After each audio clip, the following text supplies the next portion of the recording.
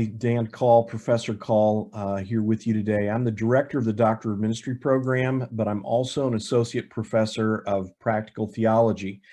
And I'm so excited to be involved in this series, Ask Your Professor.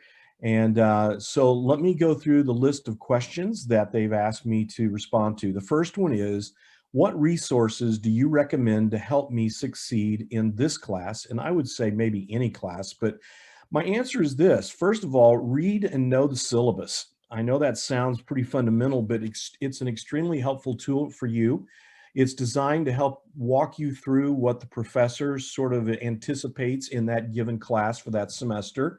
It talks about the textbooks that you're going to be required to read. It will give you an idea of what is going to be evaluated, what's going to be used to base your grade on. It'll give you due dates for assignments, a grading scale, an attendance policy, and so much more. So really get to know the syllabus. The second thing I would say is find out about your Student Success Center. They're really there to help you, and they can help you in so many different ways, but some of the ways that they can help you first is they can help improve your writing. And I think that's an important thing. Probably none of us were gifted to begin with as writers.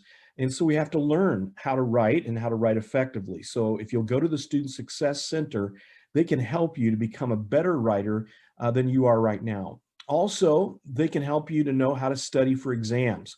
And that's very important. There are skills involved in how to study. Thirdly, I would say one of the most technical helps that they can provide is they can help you to know about the Turabian writing style manual. How do you do footnotes? How do you do different things in Turabian to help you as a student? So that second thing is use student resources. Thirdly, I would really encourage you to find a study partner. I know that some of you have found the value of that, but study partners help you to stay on course.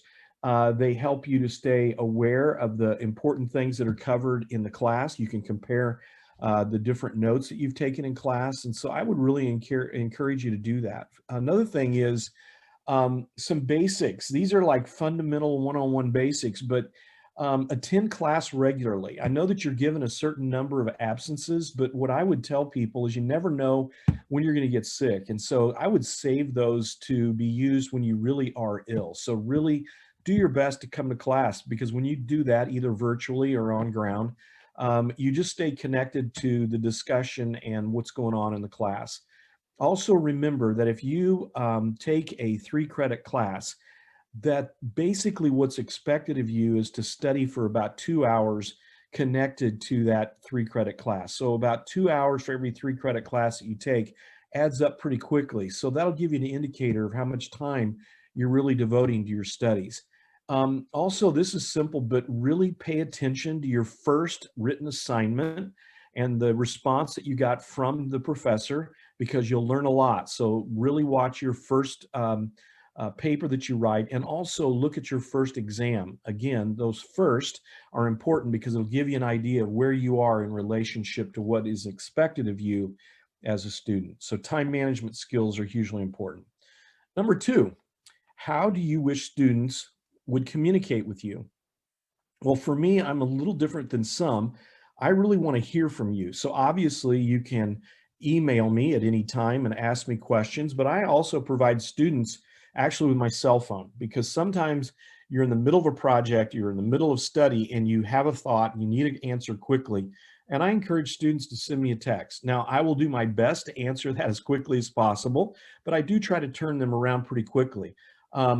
Another thing I would encourage you to do about communication is communicate early. If you know you're going to be gone for a couple of classes due to a missions trip, or you're going home for the holidays, let your instructor know as soon as possible. Don't wait until the last minute and then just say, oh, by the way, I'm not going to be here next week. That's really not that helpful.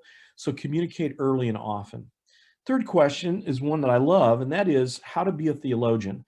Well, because of my love of words, let me break it down. Theology is made up of 2 words. The first is theos, which means God, and then logi is a word that means study of. So if you combine those together, it is the study of God. So literally, it means to study God, to know about him. And in that sense, we're really all theologians because we all have opinions about God, we think about God, we have concepts about who God is. So the question is, are you going to be a good theologian or not? That's really the question. And to be a good one, it means you've got to study. You've got to learn about God. You got to learn about his word, learn about doctrines, and all of that will help you to become the best theologian you possibly can. Now, sometimes when people refer to theologians, what they're really talking about are those people who have advanced degrees in theology, like professors or people that author books.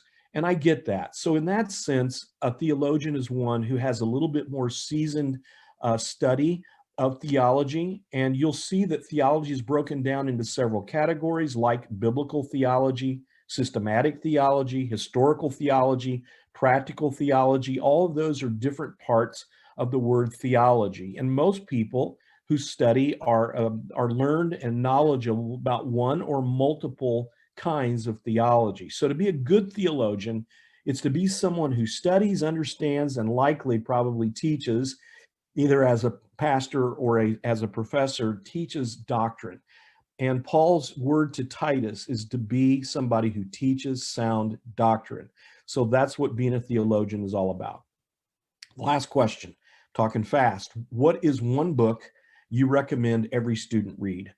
I can't recommend one book, so I'm going to recommend a few.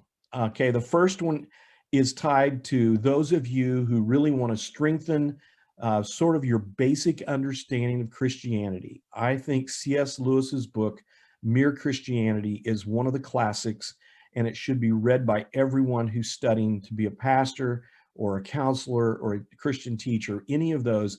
That book can really help you. It helped me early in my life as a Christian. The second book is an interesting one, and its title is How to Read a Book. And How to Read a Book has been around a number of years. It actually now has been revised and updated. It's a book by Mortimer Adler and Charles Van Doren, and it teaches you the 4 different levels of how to read a book. Some books you just want to scan, get highlights of. Other books you want to analyze at a deeper level, and it gives you 4 different layers of how to read a book. Very helpful for those of you who are engaged in study right now. And then the third book I would recommend is a book that you wouldn't want to read like cover to cover, but you need to be aware of some basics, and that's the Turabian Manual on Style Writing. And there's a book out called Turabian the Easy Way that's a little bit smaller that would be very helpful to you to get and to read and become familiar with. And if you want the challenge of a really great book, a worthwhile book, but one that's going to take you some time to read, is The Brothers Karamazov by Fyodor Dostoevsky. It's the greatest novel that's ever been written, and it is a beautiful book on the humanity of people and the love of God. I really didn't enjoy study or reading. And when I came to Christ when I was 23 years old, after I had graduated from my undergraduate degree, I actually feel like there are 2 things that God put into me. And one of those 2 things was a love for learning. And so I have become an avid reader. I love to study. And it's funny because my wife, Marlene, when she was in high school, was a debater. In fact, she was the state debate champion her senior year. And so we joke that we've sort of reversed roles because I was the jock and she was the debater. And now I read and talk all the time, and she works out and keeps looking great. And that would be probably one thing people don't know about me. Is hopefully all this is helpful to you. I hope it is. Have a great day. Talk to you soon. Bye-bye.